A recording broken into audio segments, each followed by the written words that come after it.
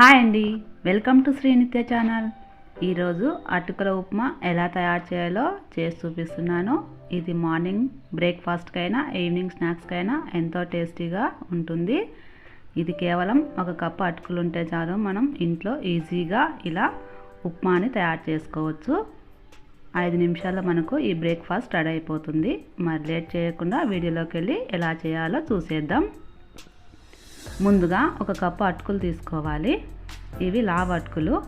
ఇలా ఒక పెద్ద గిన్నె తీసేసుకొని అందులో ఈ అటుకులు వేసేసుకోవాలి. ఈ అటుకులు ఒక కప్పు తీసుకున్నాం కాబట్టి 3 కప్పుల నీళ్ళు పోసేసి వీటిని శుభ్రంగా ఇలా ఒక్కసారి 1 నిమిషం పాటు ఇలా చేత్తో కలుపుతూ వాటిపైన ఉండే డస్ట్ తీసేయాలి. తర్వాత వీటిని మనం డ్రైన్ అవుట్ చేసుకోవాలి. ఎక్కువసేపు నీళ్ళలో ఉంచకండి, ఎందుకంటే మెత్తగా అయిపోతాయి ఇవి. 1 నిమిషం పాటు కడిగి ఇలా డ్రైన్ అవుట్ చేసుకుంటే సరిపోతుంది. ఇప్పుడు వీటిని పక్కన పెట్టేసుకోవాలి. తర్వాత స్టవ్ పైన ఒక కడాయి పెట్టేసుకొని అందులో ఒక 2 టేబుల్ స్పూన్స్ ఆయిల్ తీసుకోవాలి. తర్వాత ఒక టేబుల్ స్పూను పల్లీలు తీసుకొని అందులో వేయించుకోవాలి. 1 టేబుల్ స్పూను జీడిపప్పు కూడా వేసుకోవాలి. పోపు దినుసులు కూడా వేసి వీటిని లైట్గా వేయించుకోవాలి. తర్వాత ఒక 4 పచ్చిమిరపకాయలు ఇలా చిన్న ముక్కలుగా కట్ చేసి అందులో వేసి వాటిని కూడా దూరగా వేయించుకోవాలి. తర్వాత కొద్దిగా కరివేపాకు, ఇవి కూడా లైట్గా వేయించుకోవాలి. తర్వాత 1/2 టేబుల్ స్పూను పసుపు తీసుకోవాలి. ఇవి బాగా కలిసిన తర్వాత మనం ముందుగా కడిగి పెట్టుకున్న ఈ అటుకులను అందులో వేసేసుకోవాలి. ఇలా వేసిన తర్వాత ఆ పోపు బాగా వీటికి పట్టేలాగా మొత్తం ఒకసారి ఇలా కలుపుకోవాలి.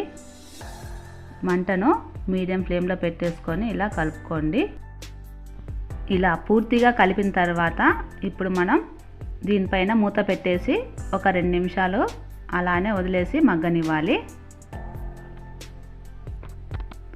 2 నిమిషాల తర్వాత స్టవ్ ఆఫ్ చేసి ఇలా పక్కకు తీసేసుకొని రుచికి సరిపడా ఉప్పు, ఒక 2 నిమ్మకాయలు రసం కూడా పిండేసుకోవాలి. తర్వాత చివరిగా చిన్నగా కట్ చేసుకున్న కొత్తిమీరను కూడా చల్లేసి లాస్ట్లో ఒకసారి ఇలా కలిపేసుకుంటే సరిపోతుంది. మనం నిమ్మకాయ పిండాం కాబట్టి పుల్లంగా కారంగా ఎంతో టేస్టీగా ఉంటుంది. అటుకులతో ఉప్మా రెడీ అయిపోయింది. ఇలా ఒకసారి మీరు కూడా ట్రై చేయండి. మార్నింగ్ బ్రేక్ఫాస్ట్కైనా ఈవినింగ్ స్నాక్స్కైనా ఇలా 5 నిమిషాల్లో మనం ఎంతో టేస్టీగా ఉండే అటుకుల ఉప్మా తయారు చేసుకొని తినొచ్చు. పిల్లలకైనా పెద్దలకైనా ఎవరికైనా ఎంతో ఇష్టంగా తింటారు.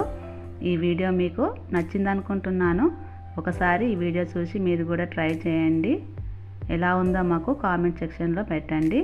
మా వీడియోస్ని లైక్ చేయండి, షేర్ చేయండి, కామెంట్ పెట్టండి. మర్చిపోకుండా మా ఛానల్ని సబ్స్క్రైబ్ చేయండి.